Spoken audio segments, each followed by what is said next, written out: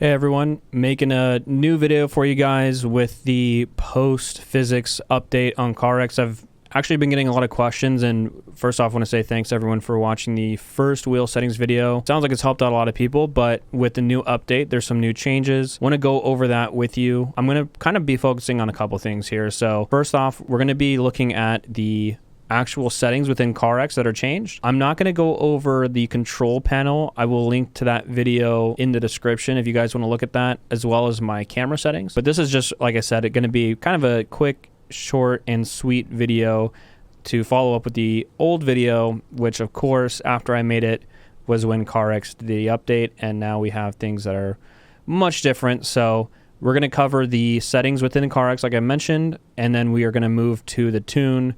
You guys can use it, of course. One thing I would always recommend with anyone's tune, really, I would use it and then maybe modify it. Everyone has a different driving style. Everything drives a little bit different for people. So feel free to use it, but really I would recommend it as a baseline and then kind of changing it from there. So with that being said, let's move right into the CarX settings here. So starting with the settings, if you're not sure how to get there, settings, controls, and you're going to go to advanced. Now, I kind of want to talk a little bit about this. When you load CarX anytime, hopefully this is a bug that they're going to be fixing, but for right now, it's going to default you to keyboard. Now, if you keep the keyboard setting and you have your wheel plugged in, it's going to feel what I would probably say very similar to the old CarX, at least to me, I think. Feels very similar to the pre-physics update, but if you switch it over here to steering wheel, you'll notice you have a lot more settings. So what I would recommend, try to get your force feedback as high as you can physically get it without weird feedback issues. One is ideal. My control panel is set to 100% there. And then as far as steering wheel angle goes, if you're brand new to CarX or you're still learning or you're having some trouble, I always recommend starting with 540 and working your way up to eventually 900. And then let's get into kind of more of the meat of this video, I think is going to be this part here. What you have here is when you load this, you have either beginner, pro, or this custom. You'll notice the beginner and the pro settings are much different than the ones that I actually have set. I've used both of them. Personally, I'm just a little annoyed, maybe is the best way to put it, about the way that they're labeling it, because I wouldn't agree that that is a pro or a beginner setting. I understand maybe why they did that, but just want to kind of point this out because our settings are going to look pretty weird compared to what they have. So let's kind of go over this for a second. So right here, we have our prediction set to 0. This is really, as it says, is going to be focusing on input lag. Ideally, you want this to have no input lag. You'll notice beginner and pro actually have some of that set. It's going to feel weird, of course. Feel free to modify it, but what's been working really well for me is just having this at 0. And also just a little bit of insight, I did work through all of these when it first came out with the new physics update. I went through all of these, tried all 0, all up. I think one of the big things I tried was a lot of these recommendations here will say, hey, for experienced players, for beginner players, this is what the value should be set to. So I went by actually what they were saying, which did not feel very good. So that being said, you know, if you want to copy this, that's fine, but I'm also going to go a little bit more in depth and exactly why we're choosing these things. As far as prediction, like I said, that's kind of the idea there. For stabilization, interesting enough, it is saying that experienced players, again, this is kind of where I don't agree with the verbiage, but it's saying that experienced players should be set to 0 and beginners, you know, as high as they can. What I've noticed is there's, I guess the way I could probably explain it, or maybe the best way I can explain it here, when you're driving an actual car, you're really not going to feel every bump in the road necessarily. I mean, it does depend a lot on the car itself, but I feel like when it's at 0, it's a little too much. It doesn't really help you understand what's happening with the car or really any valuable information. So I personally found that stabilization set to 3 feels pretty good for me. But again, that's something that you can modify. Maybe you use this as a template and change. But that's kind of my thought process behind that. As far as smoothing goes, this is something that I noticed a lot pre the CarX physics update. When I had my force feedback set all the way in the control panel as well as in CarX, it really did have a weird kind of what I would call a feedback loop. So maybe if I was turning left, it would kind of like gyrate. I think the best way I could probably call it is like a speed wobble kind of on a motorcycle. It's hard to explain if you haven't felt it before, but regardless, what I found that works is 2. I have messed a little bit with 3. I haven't noticed a huge difference, but 2 feels pretty good for me. I would say if you have this set to 1, your control panel set to 100%. Maybe here, if you are getting that feedback putting it 1, 2, and then ultimately 3 if it's still not gone away. My biggest thought process behind having wheel force feedback as high as possible is because we're using wheels and we're not actually in a car. This is going to be the only way that you can really feel what the car is or isn't doing. So the more that you can get that feedback, the more you're going to understand what the car is doing, like I mentioned. So that's kind of my thought process there. Moving to acceleration, I'm not sure if I really have a ton to say about this. Now, as far as the wheel that I'm using a Thrustmaster T300. It has a belt, and right here it says the recommended value is 0. But really for me, again, 1 seems to be the sweet spot here. I don't know if I could really put this into words. I think this is going to be more of a feel. And also I think that it may come down to what wheel you're using, but also how you drive. So again, for me, 1 feels pretty good. You definitely can adjust it to whatever you think might feel best for you, up or down. Well, I guess 1 being the highest, turn that down if you feel like it's not working. And then lastly, there's this inertia value. It does say that it reduces the vibration, and yeah, there is something about this multiplier. Again, just messing with these settings, I feel like the 0.5 feels the best. So that's really what I would recommend. I'm not sure if I would have the best answer for why, but it just feels the best for me. And that's kind of why I'm saying in this video, going to be maybe a baseline and then you change it and adjust it. But I think one thing I just want to again touch on here is every time you launch CarX, as of now, as of this recording, it's going to set default to keyboard. You have to set it to steering wheel. And then once you do, you know, if you change it here, you're going to feel that it feels much different. Talked to a couple people who are shocked, and I think that a lot of people don't realize that that's happening. So just kind of want to go over that part and explain the thought process there. And then one other thing I wanted to mention that I don't think a lot of people have talked about too. I've noticed in especially the post update of CarX, there's actually an interesting thing to be said about, I guess it would be multiplayer lobby lag. When I'm in some lobbies, even my own, after a while, if I am driving, it might give me some weird feedback back and forth. I've noticed when it's with full lobbies, or I'm not really sure what the cause is specifically. For these settings, I would highly recommend dialing them in a single player or just like in a practice area, and then seeing what feels right, and then switching to a multiplayer lobby. But if you're feeling weirdness, that may actually be the lobby. One thing that I've done that may be a good suggestion for you guys to do as well, within Steam, there's actually an FPS counter. I think I'm blocking it at the top left, and I'm not sure if it actually displays here on this recording, but I can actually see what my FPS is. And typically in a single player lobby, I run about 150 FPS, but once I start joining in these multiplayer lobbies, I've noticed that the wheel has a very high correlation to my FPS, and if I'm having weird feedback issues, I've noticed that my FPS goes down. And typically within multiplayer lobbies, I'm anywhere from 80 to 100 FPS, so a pretty big drop from where I would normally be. And then in extreme cases where I'm having wheel issues, it's around 60 FPS. So I hope that they're going to fix that. I just kind of want to explain that as well. If you're having some weird feedback, let's say you use these exact settings and you're saying, hey, you know, it's not helping me. It still feels really weird. And maybe it's only in multiplayer lobbies for this example, or maybe it's in single player lobbies, and hopefully you enable the FPS counter and see if it's over. I would probably assume anything over 60 is ideal, if not almost needed.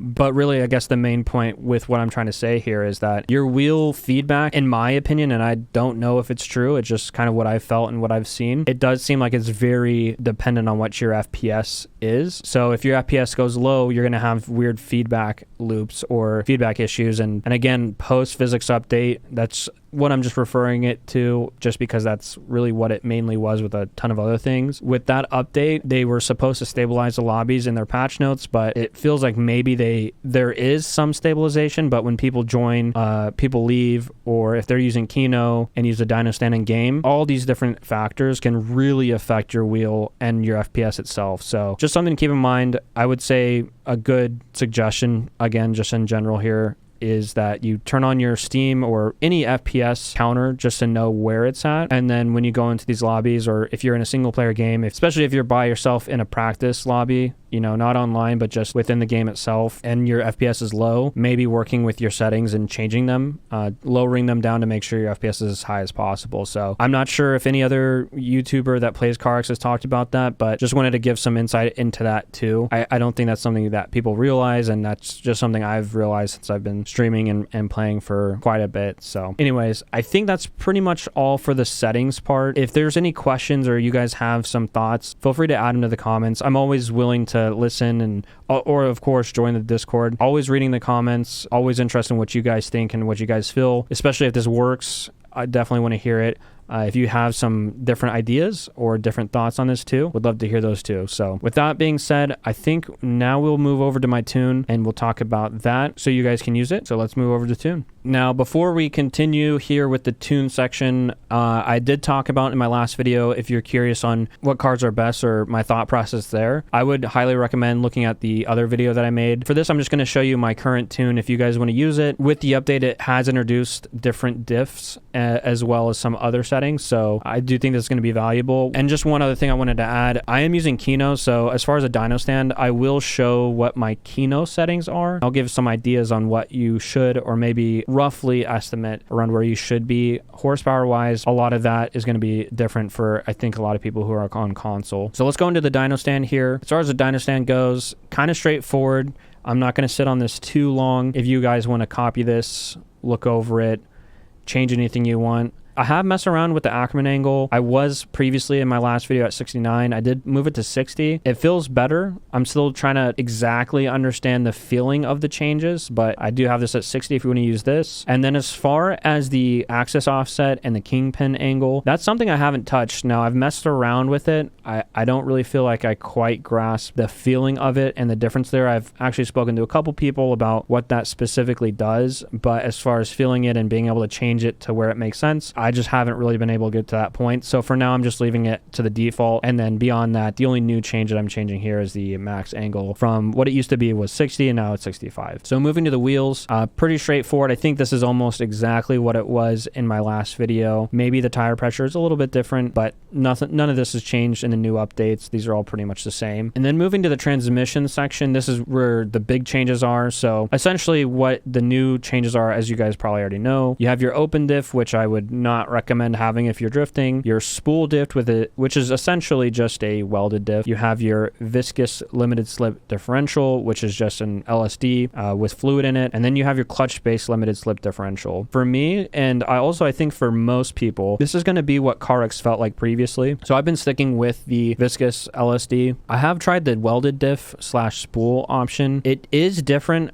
It does feel kind of weird. You know, there's probably smarter people that can explain the specifics on it, but for my driving style, I feel like this viscous LSD just makes the most sense. And then I've set this to 80. Maybe you want to change that. I'm not too sure. I know that some people feel differently about it, but for me, 80 seems pretty good. And then I have adjusted my final drive based off my horsepower, which we'll get into after the brake section. The final drive is the only thing I've changed. The gear ratios beyond that are all the default ones. And then the 3.8 is kind of where I've been. Anywhere, it depends really on the track too. I just want to mention anywhere between 3.6 and 3.9. So it really can vary depending on the track. And actually just one thing to mention. So right here, this shows that my final drive is a 3.8. It actually is a 3.65 right now. So I'm using Kino, so I think that maybe it's overriding these values. Again, the default gearings are all the same.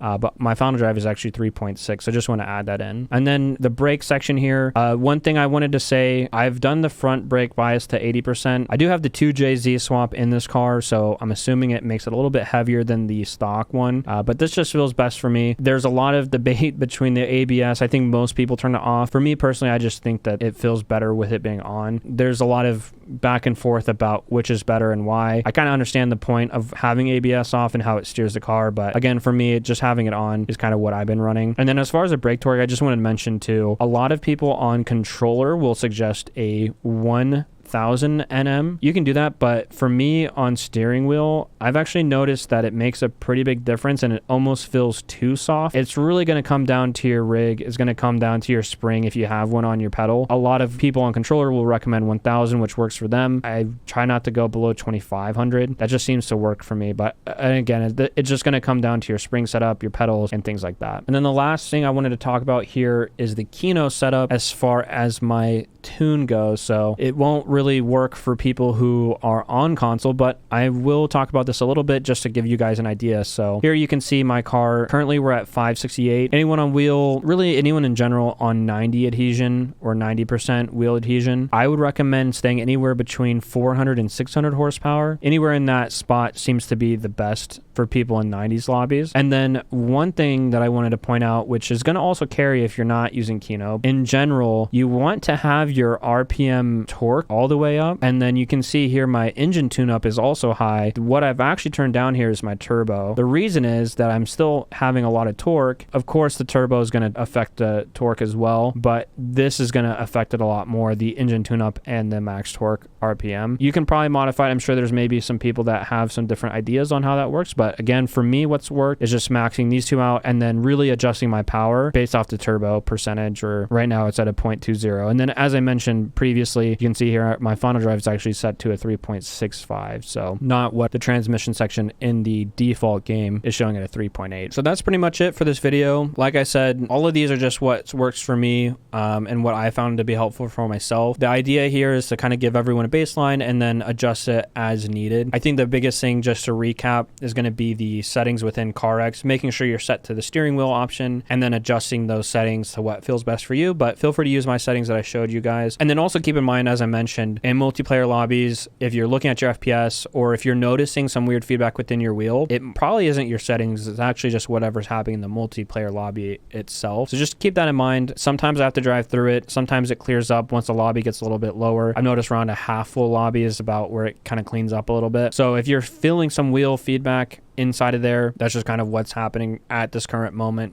Maybe CarX will fix it, I'm not too sure. And then also just one other thing I wanted to add. I'm not sure if I'm going to add this to the video, but I just wanted to mention when I was working on my pedal setup, so I was having some squeaking, I pulled it apart, put it back together. I was looking online and I actually noticed I'm actually using the TLCM pedals, so they're the upgraded pedals from what this base comes with. And I was reading online that you can simply connect it with the USB and not actually the cable that goes from the base to the pedals. So I did try that. I immediately noticed within CarX, I would start driving and I'd have some feedback, and then once I'd put it into drift, it would just go away, and I wasn't sure what it was, so I was going through my settings and nothing was fixing it. I reset my base. It looks like that didn't fix it. Now, I really wasn't sure what was happening. Turns out that when I have that cable plugged in, I don't really know why, but it does seem to affect the wheel and its feedback. So if you're having a weird issue like that, I just kind of want to mention that in this video as kind of a little bit of an extra advice, especially if you're using the Thrustmaster T300, which is what I'm using. Recommend definitely having that cable connected. I do have that cable connected to my base, and then I also have the cable, the USB cable from the pedals to my computer. But if you're just plugging your USB from your pedals into your computer, it's probably not going to work. That's just what's been happening to me. That's what solved it for me. If it's not an issue for you, I wouldn't even mess with it. But if you are seeing that, hey, like when I use my Thrustmaster, I'm having some weird feedback. It doesn't really self-steer, doesn't give me feedback when I put it into a drift or anything like that. Just make sure that cable is plugged into the base. I feel like it really shouldn't matter, but it does seem to have an impact. So I just want to mention that in this video. If you made it this far, I just want to say thanks for watching. If you guys have any other video ideas or suggestions that you'd like me to do, please let me know. Always happy to help out any way possible. I think in the future, what I'd like to maybe think about is doing a full tutorial, not about just the settings, but more about driving, maybe how to practice and fill out the car as you start to learn. So if it's been helpful, of course, I have to ask, leave a like, subscribe if you guys are interested in more content like this in the future, and feel free to catch me on Twitch or join our Discord. I'll have the links in the description.